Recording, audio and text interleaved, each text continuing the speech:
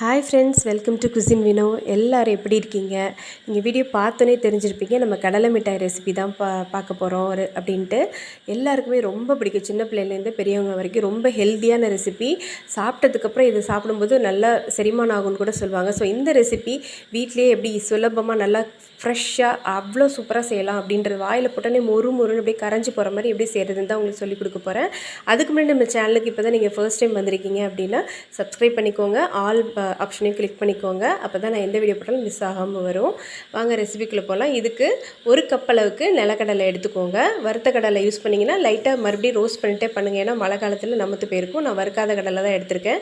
ஒரு கப்புக்கு 3/4 கப் அளவுக்கு வெல்லம் போட்டிங்கன்னா போதும். 2 பொருள் போதுங்க இந்த ஸ்வீட் செய்கிறதுக்கு. நான் 3/4 கப்பு தான் போட்டிருக்கேன். ஸோ வாங்க இப்போ நம்ம ஃபஸ்ட்டு கடலையை நல்லா லோ ஃப்ளேமில் வச்சு கைவிடாமல் கிண்டி நம்ம வறுத்துக்கணும். அப்போ தான் எல்லா இடமும் ஈவனாக வறுபட்டுருக்கும். இல்லைன்னா 1-2 வறுபடாமல் உங்களுக்கு சக்குன்னு இருக்கும். வறுத்த உடனே டேஸ்ட் பண்ணிங்கன்னா உங்களுக்கு ஒரு மாதிரி சாஃப்டாக இருக்க மாதிரி தான் இருக்கும். நல்லா ஆறுனதுக்கப்புறம் டேஸ்ட் பண்ணிங்கன்னா நல்லா கடன்னு நல்லா முறுமுறுன்னு இருக்கணும். அப்போ தான் நம்மளுக்கு கடலை மிட்டாய் நல்லா வரும்.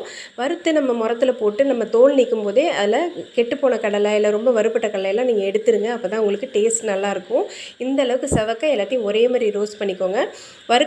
வறுத்த கடலையுமே ஒரு 5 நிமிஷம் லவ் ஃப்ளேமில் ரோஸ்ட் பண்ணிவிட்டு யூஸ் பண்ணுங்கள். அப்போ தான் தோல் எடுக்கிறதுக்கு நல்லாயிருக்கும். உங்களுக்கு சாப்பிட்றதுக்கும் நல்லா க்ரன்ச்சியாக இருக்கும். சின்ன கடலைன்றதுனால நான் 1 பாதியமாக உடச்சிருக்கேன். ரொம்ப பெருசாக இருந்தால் மிக்சியில் லைட்டாக ஒரு சுற்றிட்டே யூஸ் பண்ணுங்கள். இப்போ 3/4 கப்பு வெல்லத்துக்கு 1/4 கப் அளவுக்கு தண்ணி விட்டு நம்ம முதல்ல பாகு பண்ணுறதுக்கு முன்னாடி கரைச்சிக்குவோம். அதுக்கு நம்ம பதம் பார்க்குறதுக்கு தண்ணியும் ஒரு கிண்ணத்தில் ரெடியாக எடுத்து வச்சுக்கோங்க. ஒரு தட்டிலையும் நம்ம எடுத்து முடித்தோன்னே நம்ம ஷேப் பண்ணுறதுக்கும் ஒரு தட்டில் நெய் தடவி ரெடி பண்ணி வச்சுக்கோங்க. என்னதில் கல் மண் எதுவும் இல்லாதனால நான் டேரெக்டாகவே பாகுபதத்துக்கு போகிறேன். நீங்கள் இருந்ததுன்னா வடிகட்டிட்டு திருப்பி பாகுபதம் பண்ணுறதுக்கு மறுபடியும் கடாயில் ஊற்றி ரெடி பண்ணிக்கோங்க. ஒரு ஸ்பூன் நெய் சேர்த்துக்கோங்க. நல்ல டேஸ்ட்டாக இருக்கும்.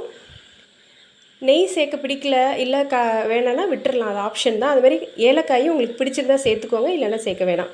இப்போ பாகுபதம் வந்துட்டான்னு செக் பண்ணுறதுக்கு முன்னாடி உருட்டுற பதத்துக்கும் அடுத்த பதம் வரணும். இப்படி எடுத்துகிட்டு நீங்கள் கையில் எடுத்து டங்குன்னு போட்டிங்கன்னா உங்களுக்கு டங்குன்னு சத்தம் வரணும். அப்படி இருந்தால் நம்மளுக்கு பாகுபதம் கரெக்டாக இருக்குது அப்படின்னு அர்த்தம். அப்போ தான் நம்மளுக்கு நல்லா முறுமுறுன்னு இருக்கும். அது வந்தோடனே நீங்கள் ஆஃப் பண்ணிவிட்டு கடலையெல்லாம் எடுத்து போட்டு நல்லா மிக்ஸ் பண்ணிவிடுங்க. உடனே கடன்னு பண்ணணும்.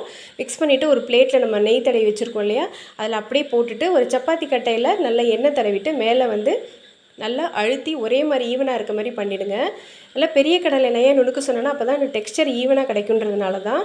இப்போ இந்த மாதிரி நல்லா அமுக்கிட்டு அது ரொம்ப ட்ரை ஆகிறதுக்குள்ளேயே ஒரு தோசை கரண்டியோ இல்லை கத்தியை வச்சோ நீங்கள் ஷேப் போட்டு வச்சுருங்க. அப்போ தான் நம்மளுக்கு ஆறுனதுக்கப்புறம் பீஸ் போட முடியும். என்னது கொஞ்சம் லேட் ஆகிடுச்சு. அதுக்குள்ளே பார்த்திங்கன்னா ஷேப் சரியாக ஸ்கொயர் வர்றதுக்குள்ளேயே இதாகிடுச்சு. இப்படி எடுத்த வரைக்கும் உள்ளதை உங்களுக்கு நான் ஷேர் பண்ணியிருக்கேன். பாருங்கள் எவ்வளோ சூப்பராக வந்திருக்கு பாருங்கள். அப்படி கையால் சும்மா அப்படி உடச்சாலே நல்லா முறுமுறுன்னு இருக்கும். நீங்கள் இதை ஃப்ரிட்ஜ்லேயும் ஸ்டோர் பண்ணிக்கலாம், இல்லை வெளியிலையும் வச்சுக்கலாம். நல்லாவே இருக்கும். ஏர்டைட் டப்பாவில் போட்டு வச்சுக்கோங்க. குழந்தைங்களுக்கு ரொம்ப பிடிக்கும். ஸோ கண்டிப்பாக இந்த ரெசிபி ட்ரை பண்ணி பார்த்துட்டு உங்களோட ஃபீட்பேக் சொல்லுங்கள் ஃப்ரெண்ட்ஸ். நாங்கள் இன்னொரு வீடியோவில் சந்திக்கிறேன்.